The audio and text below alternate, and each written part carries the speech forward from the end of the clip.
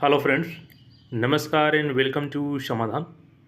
I hope साथियों आप सब अच्छे होंगे और स्टडी भी आपके अच्छे से चल रही होगी।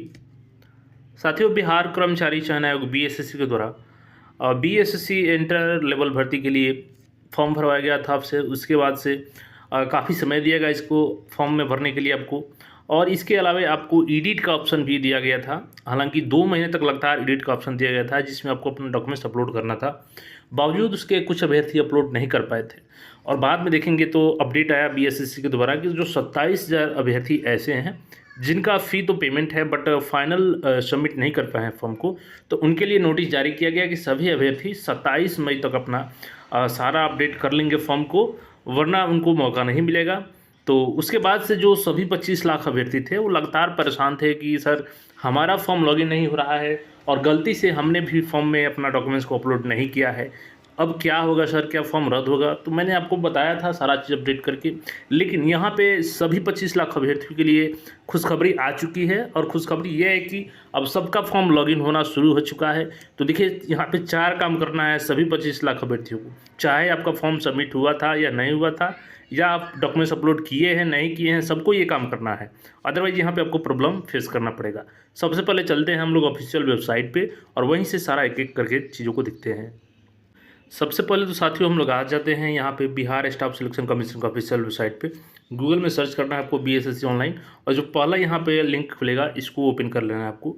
यहाँ पे हमने क्लिक कर दिया और यहाँ पे क्लिक करते हैं यहाँ पे आपको नोटिफिकेशन मिल जाएगा। आप चाहें तो इसको पढ़ सकते हैं, अदरवाइज इस वीडियो को देखने के बाद आपको पढ़ने की जरूरत नहीं होगी। यहाँ पे जो लिंक है इस पर हम लोग को क्लिक कर देना है, और क्लिक करने के बाद से यहाँ पे देखेंगे तो यहाँ पे बिहार स्टाफ सिलेक्शन कमीशन का यहाँ पे अगला इंटरफेस ओपन होके आ जाएगा। और यहाँ पे आपको 3 ऑप्शंस मिल जाएंगे। पहला ऑप्शन है लॉगिन करने का, दूसरा ऑप्शन है फॉरगेट रजिस्ट्रेशन नंबर, यानी कि अगर आप रजिस्ट्रेशन नंबर अपना भूल चुके हैं तो यहाँ से फॉरगेट कर सकते हैं, और डेटा फिल करने के बाद यहाँ से आपको रजिस्ट्रेशन नंबर प्राप्त हो जाएगा। दूसरा चीज़ यहाँ पे अगर आप पासवर्ड भी भूल चुके हैं तो इसको भी प्राप्त कर सकते हैं। अब यहाँ पे हम लोग चलिए लॉगिन करते हैं, और लॉगिन करके एक कैंडिडेट का दिखाते हैं कि जिनका भी जो भी 25 लाख अभ्यर्थी हैं उन सबका फॉर्म लॉगिन होना स्टार्ट हो गया है। क्योंकि पहले क्या होता था कि लिखता था आपका या तो पासवर्ड गलत है, या रजिस्ट्रेशन नंबर गलत है, या आपने फ़ी ही पेड नहीं किया है, या आपने फॉर्म ही नहीं भरा है। तो सभी अभ्यर्थी परेशान थे कि सर हमने तो फॉर्म भरा है बट ऐसा दिखा रहा है। तो देखिए, अब यहाँ पे सुधार कर दिया गया है साइट में, और सबका काम यहाँ पे शुरू हो गया है, यानी कि आप अपना डॉक्यूमेंट्स फिर से चाहें तो अपलोड कर सकते हैं। अब इसके लिए यहाँ पे देखेंगे तो कल ही एक नोटिस जारी किया गया था।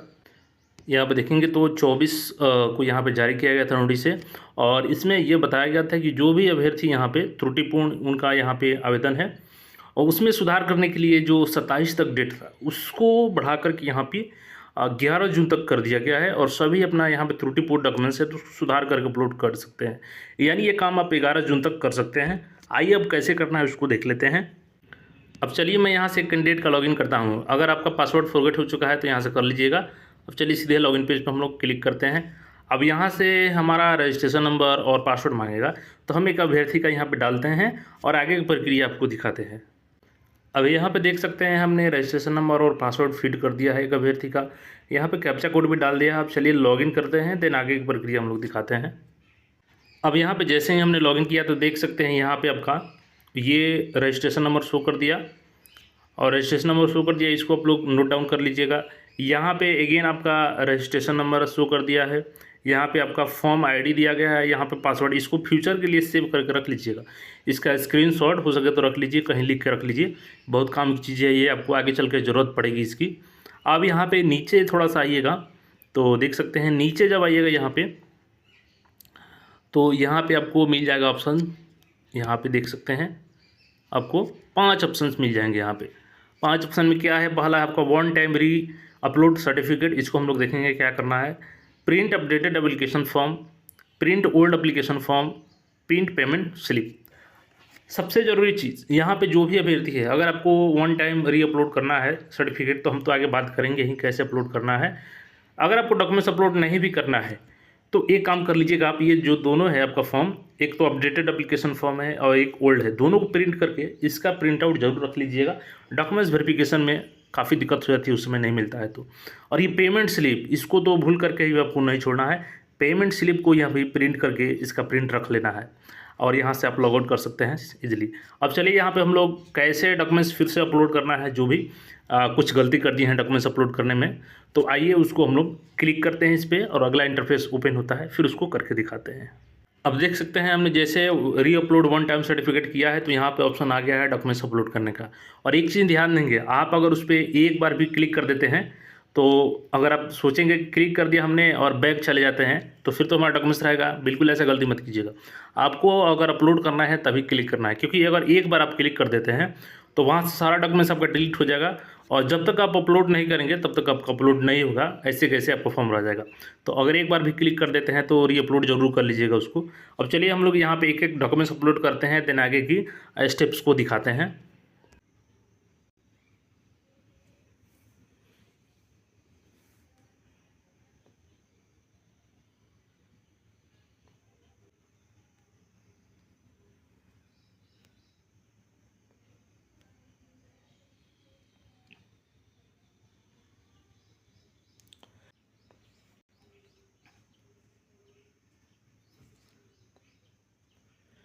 तो हमने यहाँ पे चेक बॉक्स को चेक कर दिया है। अब चलिए फाइनल सबमिट करते हैं।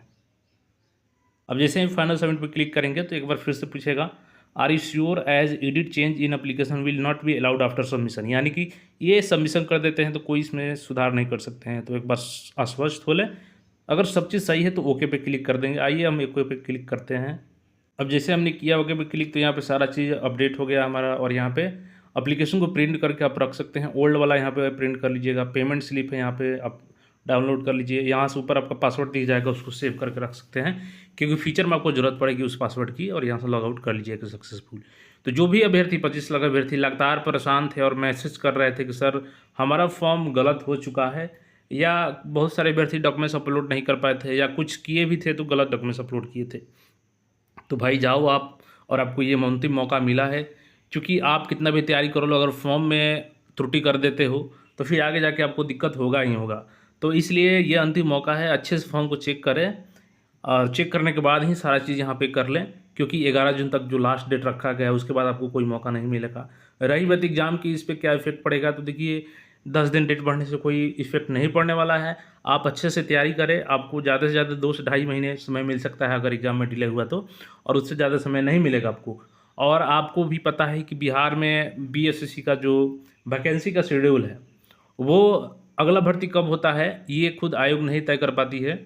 हाँ, जो होता है भर्ती वो आता है। तो अभी जो आया है उसमें आप 12,199 पदों के लिए अच्छे से अगर तैयारी करते हैं तो एक पद आपका यहाँ पे सिक्योर हो जाएगा।